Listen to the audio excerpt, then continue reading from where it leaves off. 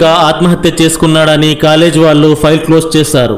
కానీ హాస్టల్ పిల్లల మధ్య వార్డెన్ల మధ్య గుసగుసలు వేరేలా ఉండేవి. సుమన్ ఎవరో చంపేశారు, వాడా రూమ్ లో ఇంకా ఉన్నాడు, వాడి ఆత్మ ఇంకా ఇక్కడే తిరుగుతుందనే గుసగుసలు. వంశీకి ఈ విషయాలు ఏం తెలియకుండా ఆ రూమ్ లో ఉంటూ ఒక కొత్త జీవితాన్ని ఊహించుకుంటూ రోజులు గడుపుతున్నాడు. మొదట్లో అంతా బాగానే ఉంది. వంశీ కష్టపడి చదువుతున్నాడు.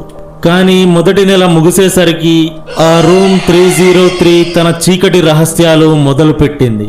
ఒక రాత్రి తెల్లవారుజామున 2 గంటల సమయం. వంశీ తన చదువులో లీనమై ఉన్నాడు. మిగిలిన 3 మంచాలు ఖాళీగా ఉన్నాయి. అకస్మాత్తుగా గదిలో వెలుతురు మసకబారింది. వంశీ తన తల పైకెత్తాడు. ఎదురుగా ఉన్న అద్దంలో ఒక మనిషి ఆకారం అతని వెనకాల నిలబడి ఉంది. వంశీ తన కళ్ళను తుడుచుకొని మళ్ళీ ఆ అద్దంలోకి చూశాడు. ఎవరూ లేరు. ఏంటిది, నిద్రమత్తులో ఏమైనా కనిపిస్తుందా అని ఆ విషయాన్ని అంతగా పట్టించుకోలేదు. అది ఆరంభం మాత్రమే. మరో 2 రోజుల్లో వంశీ నిద్రిస్తున్నప్పుడు